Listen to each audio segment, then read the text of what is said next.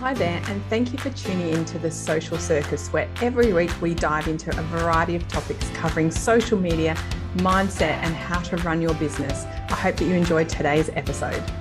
Welcome to another episode of the Social Circus. This week I'm thrilled to have in the hot seat Constance from CK Graphic Design.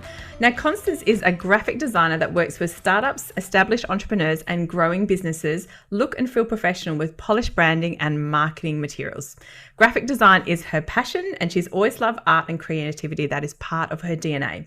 She studied in Hamburg at the Institute of Graphic Design, and since then she's accumulated over a decade of experience working both locally and internationally. She began her journey as a business owner in 2017 when she opened the doors to CK Graphic Design. And since then, she has loved helping other business owners create a brand they feel proud of and can't wait to share. So welcome to the hot seat. Hello, nice to be here. Thank you. Oh, my pleasure, Constance. Now, I always love asking this question. Tell me a little bit about what inspired you to start your own business. Well, it just kind of happened. So I was, before kids, working, in Germany. I worked in bigger agencies, and then coming to Australia, I worked in some middle-sized and smaller agencies here. But then I started a family, and I decided to focus on that. And then it was actually quite hard to find part-time jobs. So it was either full-time or nothing. And I didn't want to go back to a full-time job because, especially in advertising, it can, it's often, weekends and long late nights. I was about to say they have a different definition of full-time. Having worked in an agency, it's full-time is there's a deadline, you'll stay here until it's done, and you walk out the door at 3 a.m.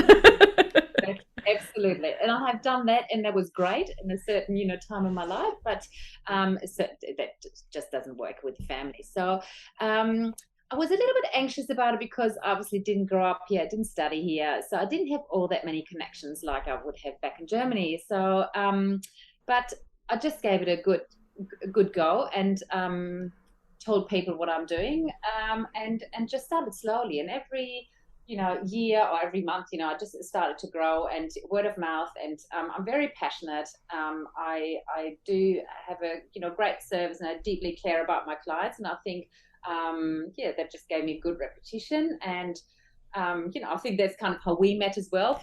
It is exactly how we met. So you had done a logo for someone that we were doing a website for, and if I can be frank, a lot of clients who come to us for web design, they show us a logo, and my little marketing heart breaks in half because I'm like, oh my gosh, what am I going to do with this?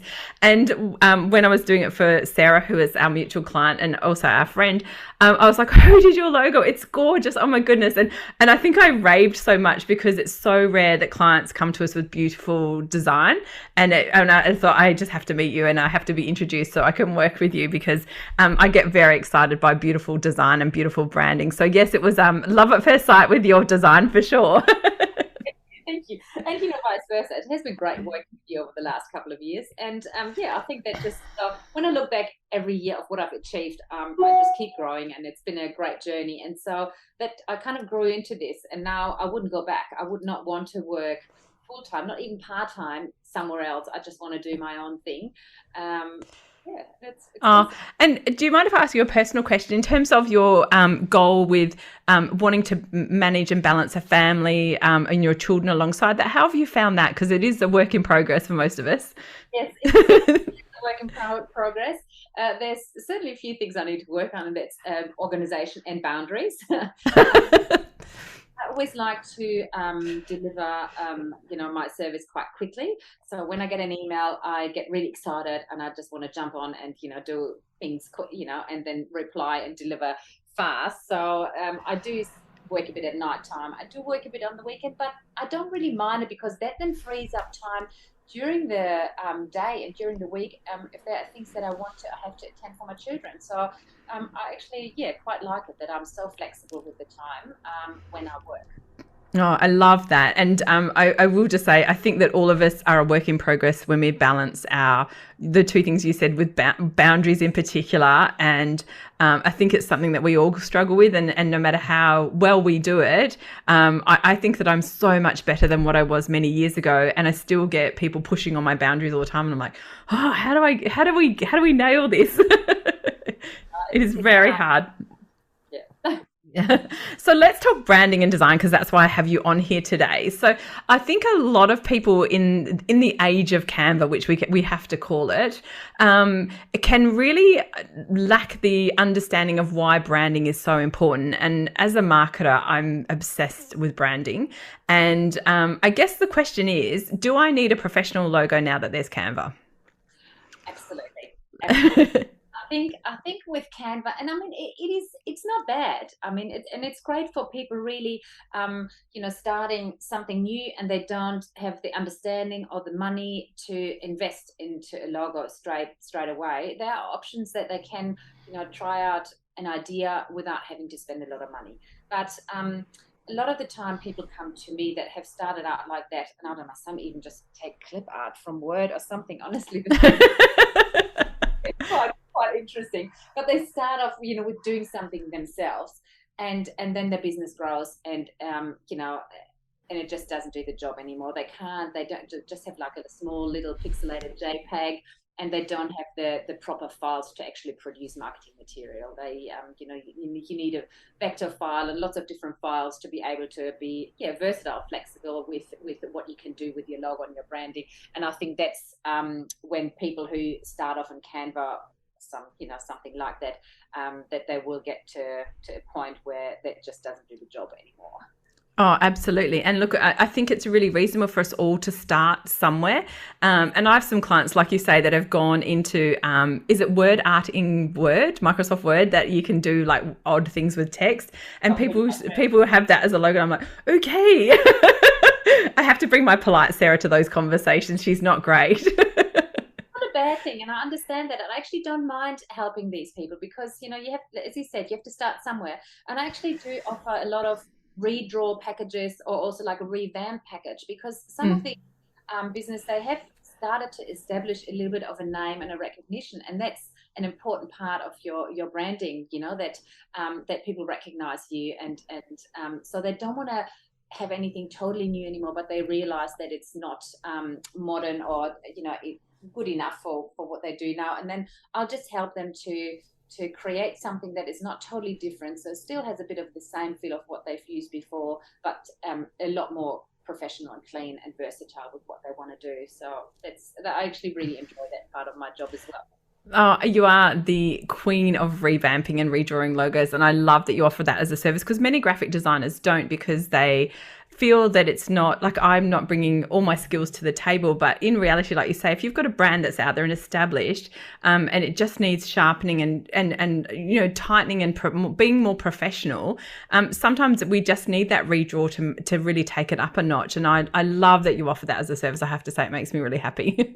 Yes, no, I've really enjoyed as well, and people are quite grateful and thankful, and a lot of the time they then understand their brand more as well. I deliver them with all the files, but also the colors and the fonts, and some other marketing material, and they they're able to grow their business and their brand, and a lot of them come back as well to then get me to do some flyers or some brochures or business cards or whatever. So it's a great way to start a relationship with me and my clients as well. Oh, I love that. So you touched on there talking a little bit about branding with colours and fonts. And this is something I think people often forget, is that your brand is not your logo. No, it's your logo so is much signature. So let's talk a little bit about what makes up your brand, like in terms of the elements to it and why they're important. So do you want to tell us a little bit about that? Because I think that's really misunderstood. Yeah. So brand identity is it's a bit like who you are and what you can do, and it sums up what you can offer for your customers. But it also, as I said before, it's important that people recognize you so that they come back. And a good branding can give your business also a more of a personal side. So especially for small businesses, and I do work a lot with small or medium-sized business, when I develop a logo and a branding, I always say, you have to be happy with it, because you have to be proud of your branding and your logo, because it reflects you. Because a lot of small business are a person, and a service that they're going to sell. So and that is part of good branding as well, that it shows your personal in what you can offer, and people can also then kind of see what to expect from you. It's so true. And I love that you've said that, because I say that to people all the time and I don't know if they quite get it, but my brand Online Social Butterfly has such good recognition. And I know you just did the last redraw for me. It actually was last year in 2021, wasn't it? It feels like recently. I'm still getting my head around the new fonts, but it's really, really interesting because I love my logo and I feel so proud of it. And I love seeing it out there. I never get tired of seeing it. And I mean, every time I see my logo out and about, I feel like, yay, I love seeing it. I feel like it puts my best foot forward. And I don't know if people sometimes think about that, because I think we should always consider our ideal customer. We also have to consider, this is who I am and does it represent me well enough? So with that in mind, when you start a branding project with someone, do you find that they often haven't thought about that? They just think about, what do I want customers to see rather than what do I want to say? Yes. Absolutely. And I always say to my customers, well, I've got a bit of a creative brief that I ask them to fill out, because I try to find out as much as I can before I start, because obviously, I want to know what they like and what they dislike, colors they love and colors they hate, and font types they like and don't like, because that helps me to narrow it down to what, the way I start designing something. And I always say as well, you have to love it. So a really important thing for me is that they give me straight feedback. I said, I'm a straight shooter. So especially with design, I mean, it has to do with taste. And only because I love something, it doesn't necessarily mean that my customer or my, client, loves it. So I said, I really, what I need from you is that you give me an honest feedback, because only that way I can create something that you love and you're proud of, and that you're the person who's going on with the logo, and it represents you and your business and not me. So that's always a really important thing that I say to everyone, that not to be shy, but just give me straight, honest feedback on what they like and what they don't like. Because I love that. And it's really interesting, because my husband works a lot with you in web design, and he has this saying he says all the time, and he says, you can't argue taste. Because it's so subjective. And so what you're actually trying to do, which I think is incredibly hard, is you're trying to take what's inside me, in my brain and in my heart, and bring it to life. And it's actually very hard. So I do admire you creative types. I'm not one at all. And I love seeing that. And I still remember when I started my business and I got my first logo, I was about 18 months into my business when I got a logo. And I had in my mind what I thought I wanted it to look like.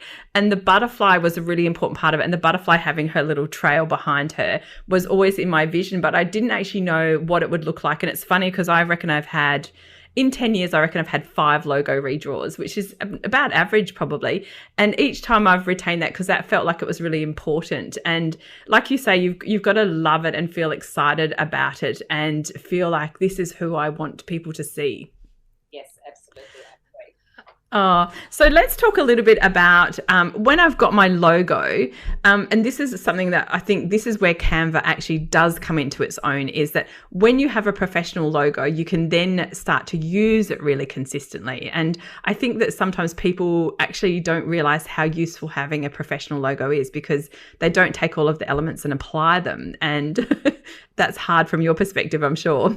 Absolutely. And I love seeing, because as we spoke about before, that I deliver a style guide alongside my logos and all the files, and that gives them all of their brand colors in hex code and RGB or CMYK, all the different color combinations that there are, so they know exactly what their brand colors are. So even if they then go into Canva to create some Instagram posts or something, they know exactly the colors, they know the fonts, they've got their logos so they can upload, so they can be consistent, because that's what you want. You want to be consistent across all of your marketing and advertising and branding, so people recognize you. And it makes it a lot easier for someone, especially if you haven't got as much experience, that you've got a little booklet or a file there that tells you exactly, these are my fonts, these are my colors, these are my logos. And I always deliver a landscape version and a compact version.